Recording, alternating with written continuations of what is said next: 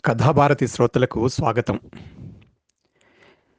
నా కుటుంబాన్ని ఇండియాలో విడిచి ఉద్యోగ బదిలీ మీద నేను జపాన్‌కి వెళుతున్నానని తెలుసుకున్న నా బాల్యమిత్రుడు, 4 ఏళ్లు కర్నూల్ సెయింట్ జోసెఫ్ హై స్కూల్‌లో కలిసి చదువుకున్నప్పటి నా తోటి విద్యార్థి, మా కుటుంబంలో ఎవరికీ ఏ చిన్న, పెద్ద ఆరోగ్య సమస్యలు వచ్చినా ఎటువంటి దాపరికాలు లేకుండా మనసు విప్పుకుని ముందుగా చెప్పుకోగలిగే నా శ్రేయోభిలాషి, అమెరికా స్థిర నివాసి డాక్టర్ డేవిడ్ విజయ్ కుమార్, కుటుంబ సభ్యులకు దూరంగా వెళుతున్నావు కాబట్టి మాట్లాడడానికి కొత్త ప్రదేశంలో స్నేహితుల్ని కలుపుకునే వరకు నీకో స్నేహహస్తం నేను పంపిస్తున్న ఈ పుస్తకం అంటూ 2016లో ప్రచురింపబడిన ఒక కర్నూలు రచయిత శ్రీ జంధ్యాల రఘుబాబు గారి తొలి కథా సంపుటి పెట్టుడు రెక్కలు అనే పుస్తకాన్ని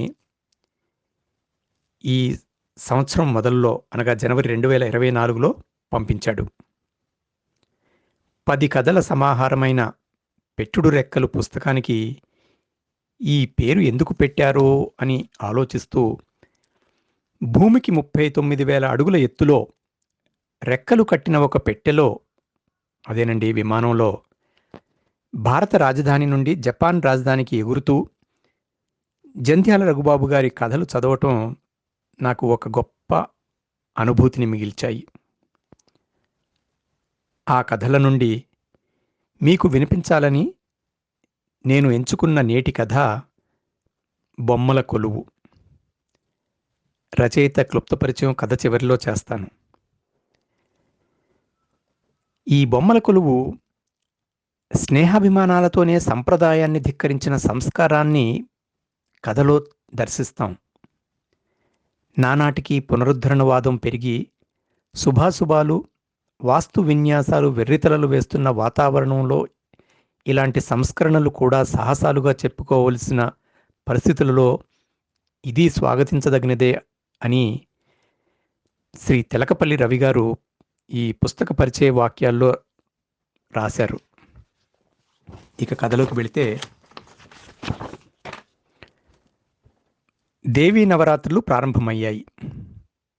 ముత్తైదువులు ఎవరికి వారు తమ తమ పనుల్లో తీరిక లేకుండా ఉన్నారు. బొమ్మల కొలువులు, పేరంటాలు, దేవీ అలంకరణలు అది రోజుకొక విధంగా తమ శక్తి మేరకు చేస్తున్నారు. వాతావరణ దృష్ట్యా అయితే దసరా అనిపించటం లేదెవ్వరికీ. గ్రీన్ హౌస్ పుణ్యమా అని ఎండాకాలాన్ని మరిపిస్తోంది. అక్టోబరు మాసం. వర్షాలు లేక చాలా చోట్ల పచ్చగా కళకళలాడాల్సిన పైర్లు పసుపు పచ్చగా వెలవెలబోతున్నాయి. ఆకుపచ్చ పొలాల్లో అరటి చెట్లను, ఇతర పంటలను కొన్ని చోట్ల అనాగరికంగా నరికి రాజధానిని నిర్మిస్తున్నారు. అయినా దసరా అంటే దసరానే అన్నట్లు ఎవరికి వారు ఆ వాతావరణాన్ని తేవటానికి, తెచ్చుకోవటానికి నానా తంటాలు పడుతున్నారు. సత్యవతి కూడా ఎవరికీ తీసిపోదు. ఆమె ప్రత్యేకమైన మనిషే కాని అందరితోనూ కలిసిపోతుంది. మనిషిగా కొందరికి దూరం ఉన్నట్లు అనిపించినా తన మనసు అందరికీ దగ్గరగా ఉంటుంది. చేసే పనులన్నీ ఇష్టంగా చేయటమే కాకుండా ఇతరులతోనూ అంతే ఇష్టంగా చేయిస్తుంది. బ్యాంకులో అధికారిగా ఉద్యోగం చేస్తున్న సంప్రదాయాలంటే గౌరవమే. అందరితో పాటు తను కలిసిపోతుంది. తన గురించి పరిచయం ఎందుకంటే ఈ కథకి నాయకురాలు ఆమె కాబట్టి. కానీ ఈసారి దసరాకి తన మిత్రురాలు ఉమా ఊర్లో లేకపోవటం సత్యవతికి నిరాశ కలిగిస్తోంది. తనను ఏ విధంగానైనా ఒప్పించి రప్పించాలని గట్టిగా అనుకుంది. అసలు ఉమతో తనకు 30 ఏళ్ల స్నేహం. ఇప్పటిది కాదు. చిన్నప్పుడు హై స్కూల్ నుండి నేటి వరకు కలిసి ఉన్నారు. మనసు పొరల్లో గతం రివైండ్ అవుతుంది సత్యవతికి. తను 9వ తరగతి చదువుతోంది కర్నూలులోని బీ క్యాంప్ గర్ల్స్ హై స్కూల్లో. అమ్మాయిల చదువుల పట్ల తల్లిదండ్రులు శ్రద్ధ పెట్టడం పెద్ద విషయం కాకపోయినా అవి ఎప్పుడు ఆగిపోతాయో చెప్పలేము.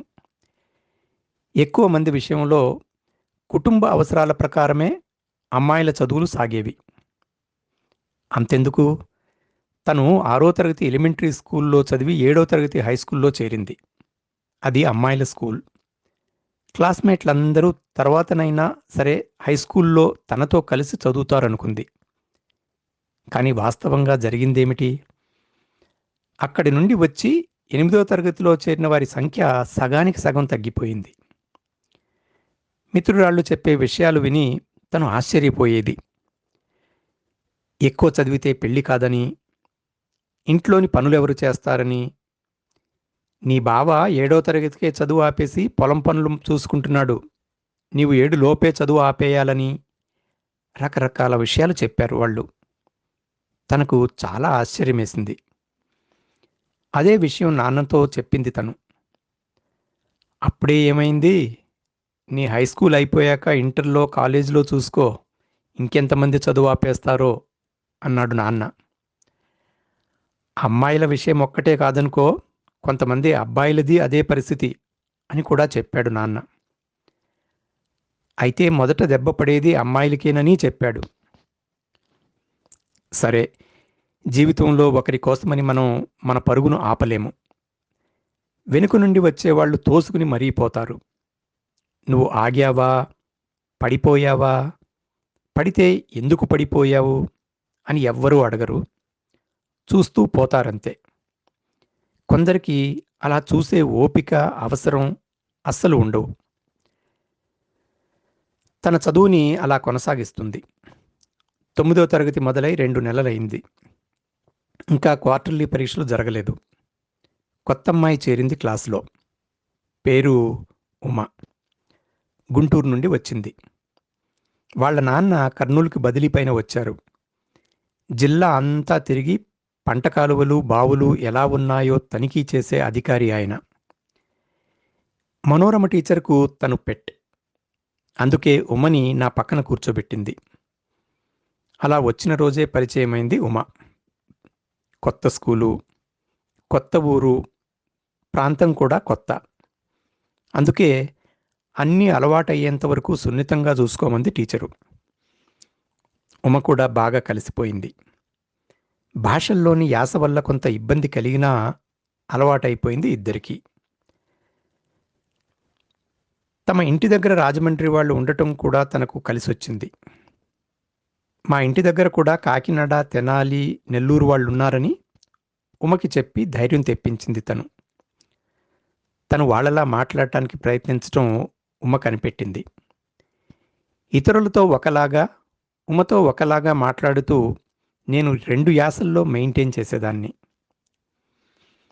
పాత మిత్రురాళ్ళు లక్ష్మి, సరోజ, వాణి కొత్తగా వచ్చిన ఉమతో తన స్నేహాన్ని చూసి కొద్దిగా నొచ్చుకున్నారు. మొదట్లో తను మాత్రం అందరితో కలిసే ఉండేది. ఉమతో సహా పక్కనే ఉంటుంది కాబట్టి ఎక్కువగా ఉన్నట్టనిపిస్తుంది ఇతరులకు. అదీకాక ఉమ వాళ్ళ ఇల్లు కూడా తన ఇంటి దగ్గరే.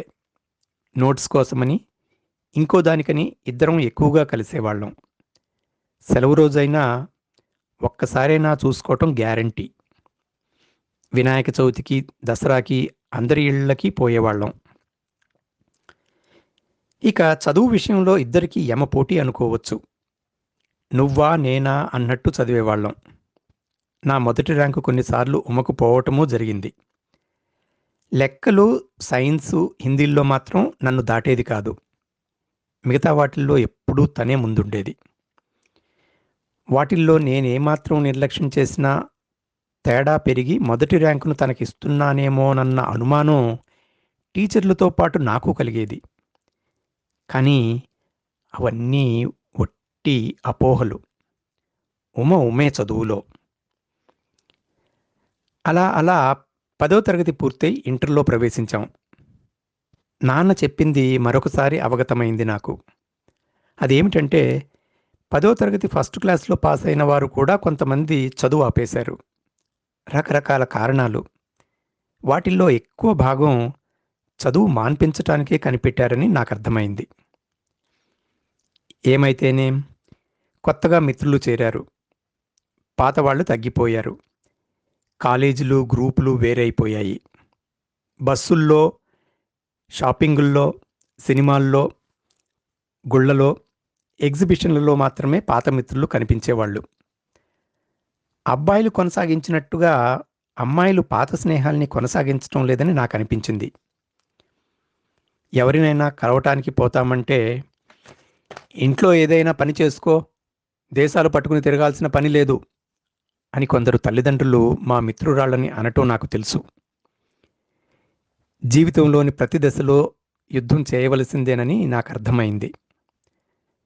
నేను మాత్రం పాత స్నేహితుల్లో కొంతమందితోనైనా అప్పుడప్పుడు కలిసేదాన్ని. నేను ఎంపీసీ, ఉమా బైపీసీ తీసుకున్నాం. అందరూ అనుకున్నట్టుగానే. తనేమో డాక్టరు, నేనేమో ఇంజనీరునని మా ఇళ్లలోనూ బంధువుల్లోనూ అనేవారు. తనకి ఎంబీబీఎస్లో వస్తే కర్నూలులోనే మెడికల్ కాలేజీ ఉంది. బీటెక్ చదవాలంటే మాత్రం అనంతపురం, తిరుపతి లేదా హైదరాబాద్ పోవాలి. కర్నూలులో ప్రైవేట్ ఇంజనీరింగ్ కాలేజీ వస్తుందన్నారు. కానీ అది ఎంతవరకు నిజమవుతుందో తెలియదు. ఇద్దరం ఇంటర్లో ఇంగ్లీష్ మీడియం తీసుకున్నాం.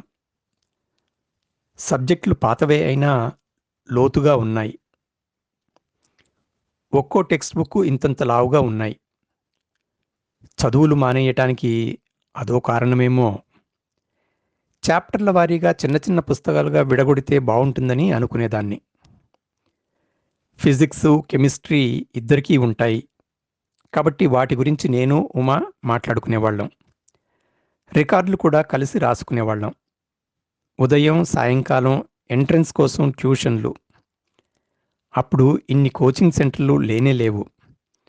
ఫిజిక్స్కు మోహన్ రావు సార్, కెమిస్ట్రీకి నాగరాజ్ సార్, అంతే. వేరే అవకాశమే లేదు. చేతిలో చిన్న పేపర్ కూడా లేకుండా వాళ్ళు సబ్జెక్ట్ మొత్తం చెప్పేవాళ్ళు. మాకు ఒకటే ఆశ్చర్యం. మొత్తం మీద ఇంటర్ కూడా మంచి మార్కులతో పాస్ అయ్యా. అందరూ అనుకున్నట్టు అన్నట్టు బీటెక్, ఎంబీబీఎస్ సీట్లు రాలేదు మాకు. నెల్లూరుకు లాంగ్ టర్మ్ పంపమని కొందరి సలహా. కానీ మరో సంవత్సరం వృధా అని అమ్మాయిల్ని ఒంటరిగా పంపలేక మమ్మల్ని బీఎస్సీల్లో పడేశారు. ఇక 3 ఏళ్ళు ఎవ్వరూ ఆలోచించనక్కర్లేదు. యుద్ధాలు అన్నిసార్లు చేయలేము. రాజుకు ఇష్టమైన దేశంపైనే దండెత్తాలి గాని సైనికుడికి ఆ స్వాతంత్ర్యం లేదు. ఎటువంటి పరిస్థితిలోనైనా యుద్ధం చేయటం తెలిసుండాలంతే. అదే సైనికుడికి కావలసింది. చదువు విషయంలో ముఖ్యంగా అమ్మాయిలు సైనికులే గాని రాజు, రాణి కాదు. సబ్జెక్టులు మారకున్న డిగ్రీ పుస్తకాలు కాబట్టి విషయం లోతుగా ఉంటుంది. ఇంటర్లో హడావుడి లేకపోయినా చదవటం మాత్రం ఎక్కువే. వారానికి ఒకరోజు కాలేజీ లైబ్రరీకి తప్పకుండా వెళ్ళాలి. మా సిలబస్లో కొడవటి గంటి వారి చదువు నవల మాకు ఉపవాచకంగా ఉండేది. అందులో నాయకుడు సుందరాన్ని ఎంతో దూరం పంపి చదివిస్తారు. అలాగే శ్రీశ్రీ ఖడ్గ సృష్టి కవిత పద్యభాగంలో ఉండేవి. అది వింటుంటే మాకు ఏదో కొత్త ప్రపంచంలోకి పోయినట్లుండేది.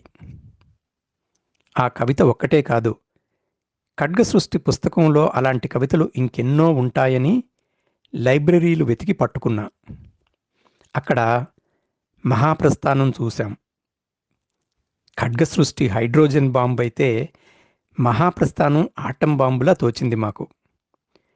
నేను, ఉమా లైబ్రరీలో పుస్తకాలు చదువుకుని, వాటిపై చర్చించుకుని, పోట్లాడుకుని లెక్చరర్తో మళ్ళీ చెప్పించుకునేవాళ్ళం.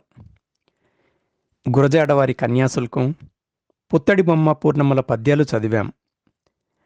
అమ్మాయిలు, స్త్రీల పరిస్థితి చాలా మారినా ఇంకా ఇంకా మారవలసింది ఎంతో ఉందని మేము అనుకునేవాళ్ళం. 2 బీఎస్సీలు అయిపోయాయి. ఉమా బీఈడీలో చేరింది. నేను బ్యాంకు ఉద్యోగాలకు పరీక్షలు రాస్తున్నాను. తను ఆ తర్వాత టీచర్ ఉద్యోగంలో చేరింది. నేను రాసిన 4-5 బ్యాంకు, రైల్వే పరీక్షల ఫలితాలు రావలసి ఉంది. నాన్నేమో అమ్మ బాధపడలేక పెళ్లి చేస్తామన్నాడు. పెళ్లి మాట ఎత్తొద్దని గట్టిగా చెప్పాను. అనుకున్నట్టే ఆంధ్రా బ్యాంకులో ఉద్యోగం వచ్చింది. క్లర్క్గా వనపర్తికి పోస్టింగ్ ఇచ్చారు. నాన్న, నేను బయలుదేరాం. ఉమా బెంగగా చూస్తూ నిలబడింది. 9వ తరగతి నుండి దాదాపు 10 ఏళ్లు కలిసే ఉన్నాం. ఓ సంవత్సరంలో తిరిగి వస్తానని ధైర్యం చెప్పాను. వారానికి 2-3 ఉత్తరాలు, ఒక్కొక్కటి 4-5 పేజీలు రాసేది. ఒక్కోసారి కవరుపై డ్యూ కూడా పడేది.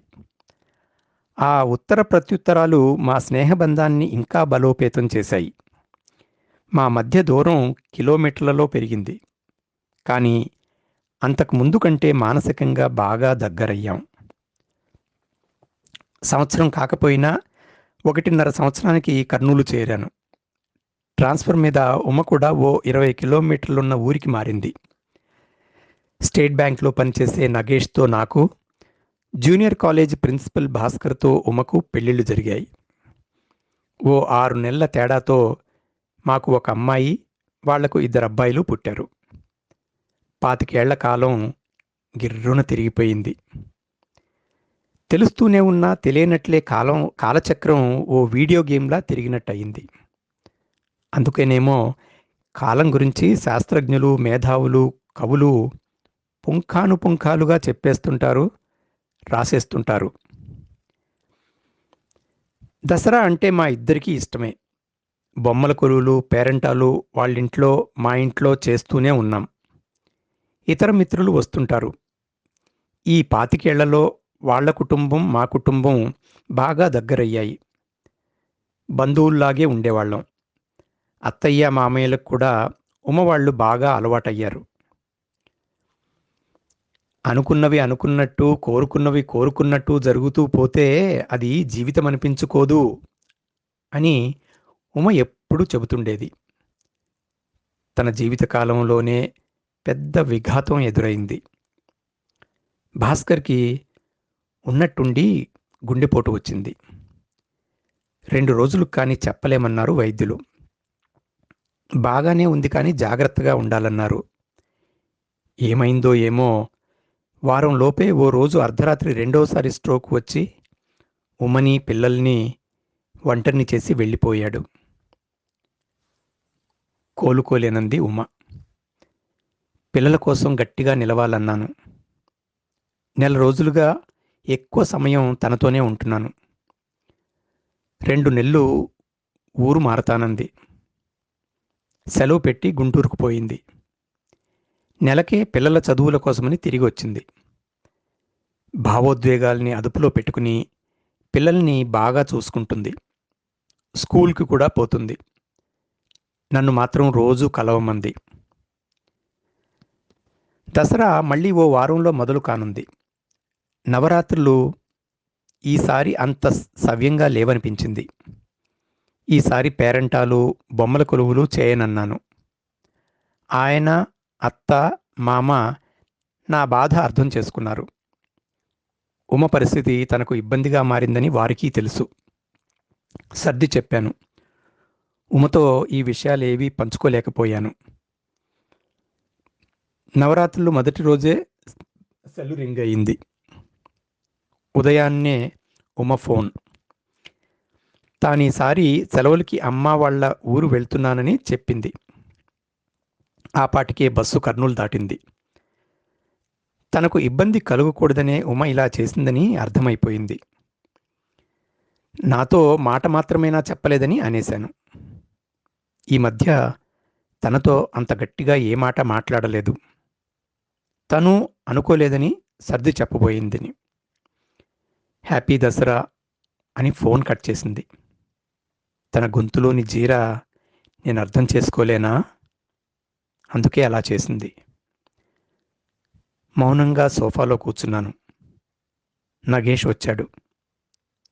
ఏమైందన్నాడు. చెప్పాను. సర్ది చెబుతున్నాడు. పాప సుష్మ కూడా దూరం నుండి వింటోంది.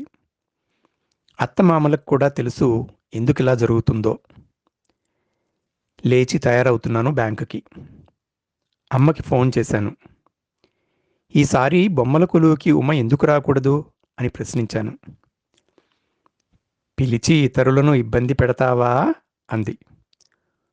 ఉమ ఇబ్బంది వాళ్ళకి పట్టదా అని ప్రశ్నించాను. ఫోన్లో కాదు కానీ సాయంకాలం ఇంటికి రమ్మంది అమ్మ. వెళ్ళాను. నాన్నకు కూడా ఉండమని చెప్పి విషయం చెప్పాను.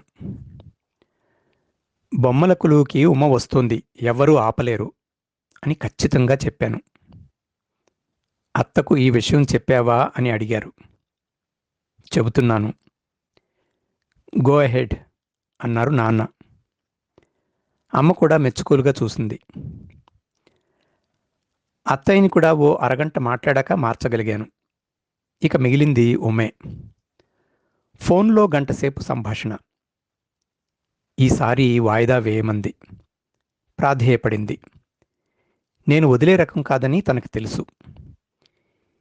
ఇంకెన్నో మాట్లాడి నిజ జీవితంలోకి వచ్చేటప్పటికీ మనిషి ప్రవర్తన ఎందుకిలా తయారవుతుంది? ఆ విషయమే ఉమని అడిగాను.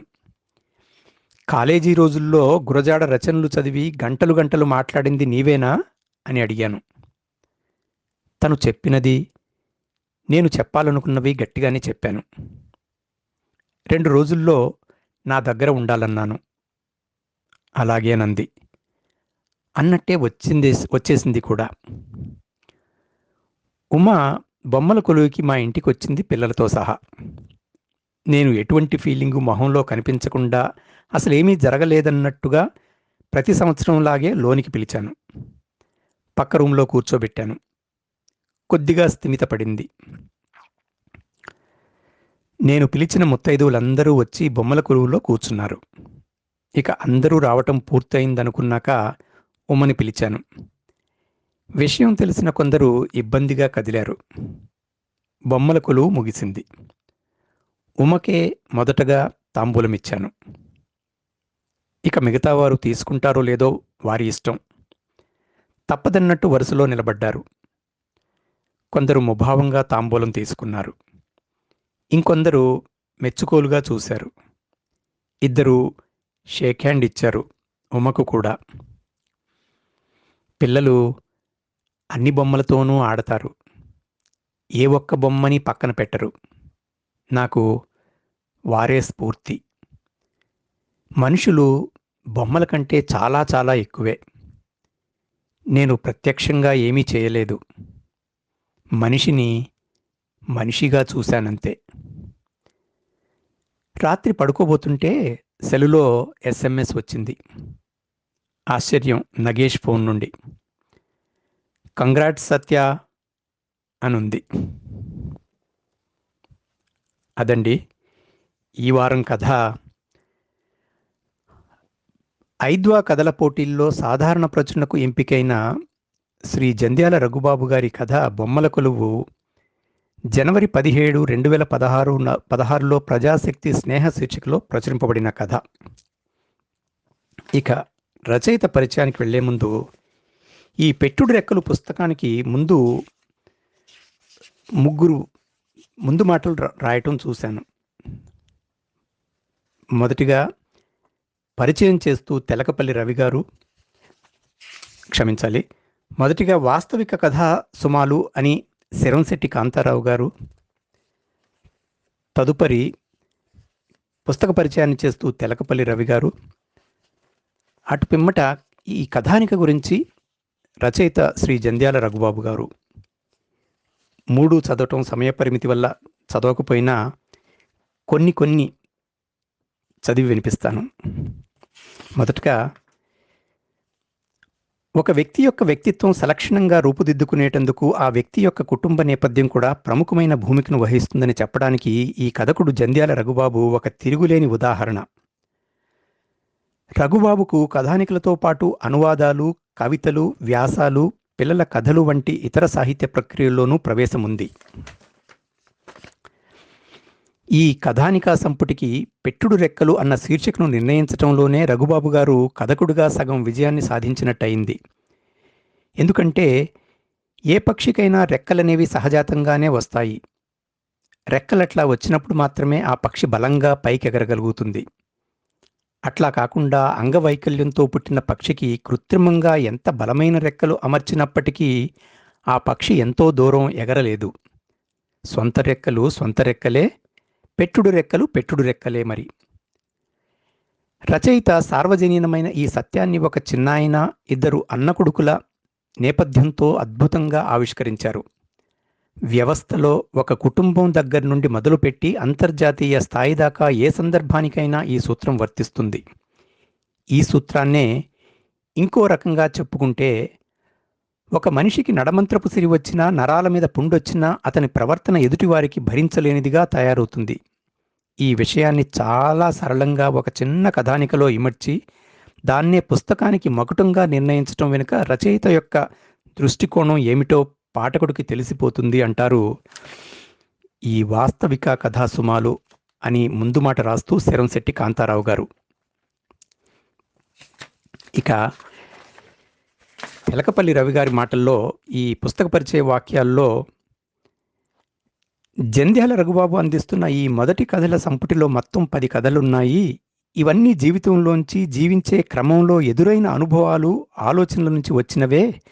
ఇలా వచ్చే రచనలు ఎప్పుడైనా మనను కదిలిస్తాయి, మనసు కరిగిస్తాయి. రాసేవారికి రాసే లక్షణం, రాసిన దానికి చదివించే లక్షణం ఉంటే చాలు. ఏ రచనా ప్రక్రియలోనైనా సగం విజయం సాధించినట్టే. రాసేందుకు ఎంచుకున్న వస్తువు, రాసిన దాంట్లో చెప్పిన భావం కూడా బావుంటే మిగిలిన దానిలో సగం విజయం సిద్ధిస్తుంది. ఇంకా మిగిలిన 25 భాగం తీర్పు చెప్పకుండా పాఠకులకు, పరిస్థితులకు, విమర్శకులకు వదిలేయటం మంచిది. ఎందుకంటే ఒక రచన పట్ల స్పందనకు ఆ ప్రభావాలన్నీ కూడా కారణమవుతాయి. ఈ కొలబద్దలతో చూడటం వల్లనే రఘుబాబు కథలు మంచి కథలని నాకు తోస్తున్నది. అనుభవాలు, ఆలోచనలు, అనుభూతులు, ఆవేదనావేశాలు కలబోసుకుని ఈ కథల రూపం తీసుకున్నాయి. వీటిని చదివేవారంతా నిజమే కదా అనుకోవటం చాలా చోట్ల జరుగుతుందని నా నమ్మకం. ఆ సంఘటనలు కానీ, విషయాలు కానీ జీవితానికి అంత దగ్గరగా ఉన్నాయి గనుకనే అలా అనుకోవడం. ఆరుద్ర ఒక రచనకు సమహృదయుల శిరకంపనం కావాలన్నారు. కానీ నిజానికి సామాన్యుల హృదయ స్పందనమే ముఖ్యమనిపిస్తుంది. ఎందుకంటే రచయితలు, విమర్శకుల స్పందనకు చాలా కోణాలుంటాయి. ఇందులో కథలు చాలా భాగం నేరుగా రచయిత హృదయంలోంచే అక్షరరూపం తీసుకున్నాయని మనకు అనిపిస్తుందంటే కథన శైలితో పాటు అనుభూతి గాఢత కూడా ఒక కారణమే అంటారు తెలకపల్లి రవి గారు. ఇక జంధ్యాల రఘుబాబు గారు గురించి, సాహితీ ప్రస్థానం గురించి చెప్పాలంటే 2 కథా సంపుటాలు, పెట్టుడు రెక్కలు, అద్దంలో బొమ్మలు, నెర్రెలు అనే ఒక కవిత్వం, సైరా మా బళ్ళారి అనే ఒక పాటల పుస్తకం. అనువాదాల విషయానికి వస్తే నా తొలి జీవితం ఫెడెల్ కాస్ట్రో విజయరావు గారితో కలిసి, నా స్మృతిలో చెగువేరా ఫెడెల్ కాస్ట్రో తెలకపల్లి రవి గారితో కలిసి, చురక సంహిత వ్యంగ్య వ్యాసాలు ప్రజాశక్తిలో 223 వారాలు వచ్చింది. సురుకు మరో వ్యంగ్య వ్యాసాల సంపుటి నవతెలంగాణ దినపత్రికలో 2 వారాలకు ఒకసారి 4 సంవత్సరాలుగా నడుస్తున్న శీర్షిక. ప్రచురితమైన కవితలు 350. ఈ కథను ఆడియోగా చేయననుమతించిన రచయిత శ్రీ జంధ్యాల రఘుబాబు గారికి అనేక కృతజ్ఞతలు. కథాభారతి శ్రోతల తరపున వారికి శతాభివందనాలు.